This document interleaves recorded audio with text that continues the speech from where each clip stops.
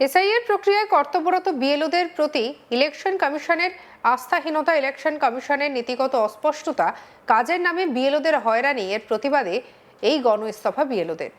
শুক্রবার দুপুরে উত্তর 24 পরগনার স্বরূপনগর বিধানসভা এলাকার 50 জন বিএলও বিডিওর দপ্তরে গিয়ে গণ ইস্তফাপত্র তুলে দেন। ইস্তফা প্রদানকারী বিএলওদের দাবি, এসআইআর প্রক্রিয়ায় নির্বাচন কমিশনের তরফে তাদেরকে অহেতুক হয়রানি করা হচ্ছে। কারণ বিভিন্ন ভুলের কারণে তাদের মাধ্যমে ভোটারদের হয়রানি করা হচ্ছে। ছোটখাটো ভুলের কারণে বারবার ভোটারদের নোটিশ ধরানো হচ্ছে।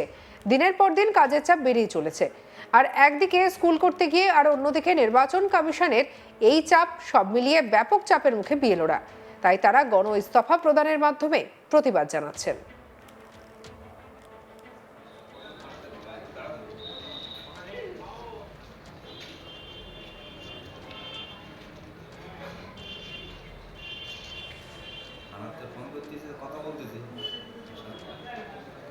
কি বলছেন বিএলও মোশাররফ সর্দার, শুনবো। মানে মারাত্মক সমস্যা হয়েছে যেটা, যে আমার প্রত্যেকটা বুথে আমাদের এমন দেখা যাচ্ছে যে ডিসক্রিপেন্সি কেসগুলো এসেছে তার মধ্যে বেশিরভাগ ডিসক্রিপেন্সি কেসগুলো আছে যে 6+ প্রয়োজনীয়, অর্থাৎ একটা বাবা মায়ের 6-এর অধিক সন্তান। কিন্তু আমরা ফিল্ডে কাজ করতে গিয়ে দেখছি ওই ভোটার জানাচ্ছে যে তার 2 বা 3 বা 4 তার বেশি আদৌ বাচ্চা নেই। তাহলে এই যে বাড়তি যে 2-3 6 হয়ে গেল, বাড়তি 2 এইরকম কারা ভোটাররা আমাদের কাছে জানতে চাইছে। আমরা এই ব্যাপারেও আমাদের উদ্বোধন কর্তৃপক্ষকে জানালাম যে আমাদের একটা লিস্ট দেওয়া হোক যে এই ভুতুড়ে নামগুলো কারা, যে যারা 4 বা 3 প্রকৃত সন্তানের বাইরেও এরকম বাড়তি যারা নাম যুক্ত হয়েছে সেগুলো আমাদের দেওয়া হোক। আমরা সেই ভোটারকে আশ্বস্ত করি যে এই বাড়তিগুলো জমা পড়েছে। আমরা সেই দাবিও করেছি যে আমাদের সেই বাড়তি লিস্টটা দেওয়া হোক। এই মুহূর্তে আপনারা কি কর্মবিরতিতে যাচ্ছেন? আমরা আমাদের বিডিও সাহেবকে আমাদের দাবি জানিয়েছি, তার কাছে আমরা লিখিত জমা দিয়েছি। উনি আমাদেরকে আশ্বস্ত করেছেন যে উনি হায়ার অথরিটিকে জানাবেন, তারপরে উনি যেভাবে আমাদের কাজ করতে বলবেন আমরা সেইভাবে কাজ করব। বিএলও রাজীব শাহনাজ কি বলছেন, শুনবো।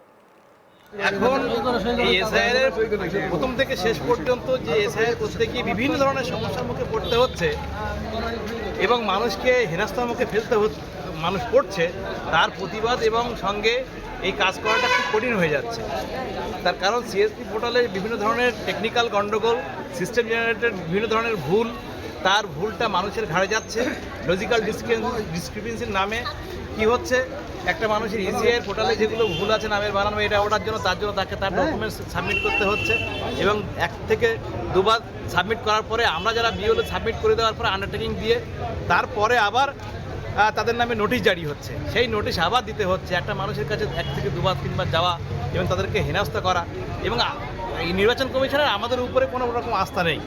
তার কারণ আস্থা যদি থাকতো তাহলে আমরা প্রথমে যে কাজগুলো করেছি, যদি তাদের কোনো ডকুমেন্টেশনের প্রয়োজন থাকতো তাহলে সেই ফর্মের সঙ্গে সমস্ত ডকুমেন্টসগুলো নিয়ে একেবারে কাজটা করতে পারতো। একাধিকবার একটা মানুষকে বারবার ডেকে তাদের বিভিন্ন ধরনের কাগজপত্র চেয়ে বিভ্রান্তিকার সৃষ্টি করছে এবং গতকালকে বলছে মাধ্যমিকের সার্টিফিকেট গ্রহণযোগ্য নয়, অ্যাডমিট কার্ড গ্রহণযোগ্য নয়, পাসই করেনি, মাধ্যমিকে অ্যাপিয়ার হয়েছে, তাকে গ্রহণযোগ্য হচ্ছে না। কিন্তু পাসপোর্ট গ্রহণযোগ্য হচ্ছে। যে পাসপোর্ট পেতে গেলে প্রাইমারি সার্টিফিকেট প্রয়োজন হয়, প্রাইমারি সার্টিফিকেট ছাড়া স্কুল লিভিং সার্টিফিকেট ছাড়া পাসপোর্ট হয় না। সেই পাসপোর্ট গ্রহণযোগ্য, মাধ্যমিকের অ্যাডমিট কার্ড গ্রহণযোগ্য নয়। এ তো আজব কাহিনী। কোন ডকুমেন্টস মানুষের কাছে চাইবো? আধার কার্ড, আই কার্ড, গরিব মানুষ তাদের কাছে এই সমস্ত ডকুমেন্টস, খাদ্য কার্ড, তার রেশন কার্ড ছাড়া তো আর কি ডকুমেন্টস থাকতে পারে যারা স্কুলে যায়নি। আর স্কুলে গেলেও মাধ্যমিকের অ্যাডমিট কার্ড পর্যন্ত গ্রহণযোগ্য নয়। তাহলে কিভাবে মানুষ তাকে প্রমাণ করবে যে সে ভারতীয়? এ তো মানুষের কাছে আমাদের মার খেতে হবে। মানুষের কাছে নির্দেশিকার জন্যই কতজন ইস্তফা দিলেন আজ? আজকে প্রায় এখানে যে আছি প্রায় 100-এর উপরে, 100-এর মতো আছি, 100-এর মতো আছি এখানে। 40 জন মতো আপাতত সামনে আছি, 100 জন মতো আছি টোটালে।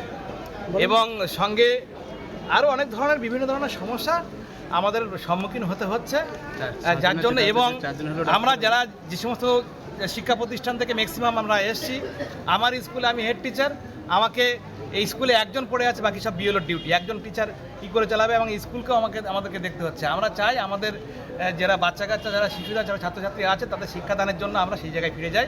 এই উদ্দেশ্যে আমরা নির্বাচন কমিশনের কাছে আবেদন রাখছি যে আমাদের আবেদনটা গ্রহণযোগ্য হয়। ইস্তফাপত্রগুলো, আপনাদের ইস্তফাপত্র কি গ্রহণ করেছে?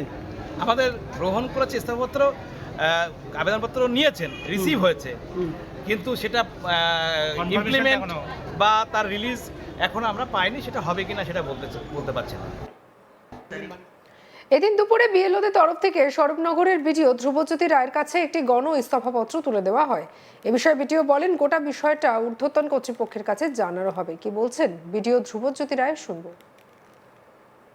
যেটা বলবো সেটা আপনারা জানতেই পেরেছেন যে আমার এখানে 50 জনের মধ্যে বিএলওরা আজকে গণইস্তফা দিয়েছেন, আমি সেটা গ্রহণ করেছেন। তো যথারীতি এটা ঊর্ধ্বতন কর্তৃপক্ষের কাছে আমি পাঠিয়ে দেবো, তারা যেটা সিদ্ধান্ত নেবেন সেরকম হবে। তারা যেটা দাবি করছে যে যে কাজের যে চাপ, সেই চাপ তারা সহ্য করতে পারছে না এবং তাদেরকে ভোটারদেরকেও অহেতু হয়রানি করা হচ্ছে নির্বাচন কমিশনের পক্ষ থেকে, যার কারণে তারা এই দায় নিতে চাইছেন না, তার জন্যই তারা ইস্তফা দিচ্ছেন। কি বলবেন?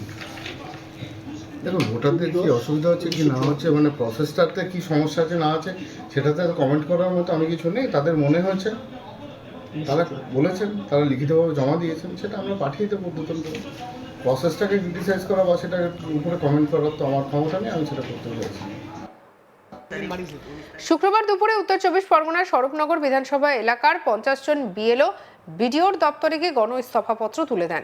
ইস্তফা প্রদানকারী বিএলওদের দাবি, এসআইআর প্রক্রিয়ায় নির্বাচন কমিশনের তরফে তাদেরকে অহেতুক হয়রানি করা হচ্ছে, কারণ বিভিন্ন ভুলের কারণে তাদের মাধ্যমে ভোটারদের হয়রানি করা হচ্ছে, এমনটাই অভিযোগ তুলেছেন বিএলও। কি বলছেন রাজীব শাহনাজ বিএলও, শুনবো।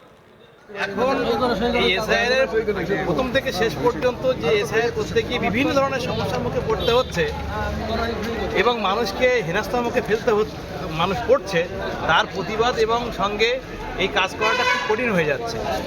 তার কারণ সিএসপি পোর্টালে বিভিন্ন ধরনের টেকনিক্যাল গন্ডগোল, সিস্টেম জেনারেটেড বিভিন্ন ধরনের ভুল, তার ভুলটা মানুষের ঘাড়ে যাচ্ছে। লজিক্যাল ডিসক্রিপেন্সির নামে কি হচ্ছে, একটা মানুষের ইসিআইয়ের পোর্টালে যেগুলো ভুল আছে নামের বানানো এটা ওটার জন্য তাকে তার ডকুমেন্টস সাবমিট করতে হচ্ছে এবং 1 থেকে 2 বার সাবমিট করার পরে আমরা যারা বিএলও সাবমিট করে দেওয়ার পরে আন্ডারটেকিং দিয়ে তারপরে আবার তাদের নামে নোটিশ জারি হচ্ছে, সেই নোটিশ আবার দিতে হচ্ছে। একটা মানুষের কাছে 1 থেকে 2 বার 3 বার যাওয়া এবং তাদেরকে হেনস্থা করা, এবং এই নির্বাচন কমিশনের আমাদের উপরে কোনো রকম আস্থা নেই। তার কারণ আস্থা যদি থাকতো তাহলে আমরা প্রথমে যে কাজগুলো করেছি, যদি তাদের কোনো ডকুমেন্টেশনের প্রয়োজন থাকতো তাহলে সেই ফর্মের সঙ্গে সমস্ত ডকুমেন্টসগুলো নিয়ে একেবারে কাজটা করতে পারতো। একাধিকবার একটা মানুষকে বারবার ডেকে তাদের বিভিন্ন ধরনের কাগজপত্র চেয়ে বিভ্রান্তিকার সৃষ্টি করছে এবং গতকালকে বলছে মাধ্যমিকের সার্টিফিকেট গ্রহণযোগ্য নয়, অ্যাডমিট কার্ড গ্রহণযোগ্য নয়, পাসই করেনি, মাধ্যমিকে অ্যাপিয়ার হয়েছে, তাকে গ্রহণযোগ্য হচ্ছে না। কিন্তু সঙ্গে রাখুন আজ তাক বাংলাকে, লাইক, কমেন্ট, শেয়ার, সাবস্ক্রাইব করতে ভুলবেন না।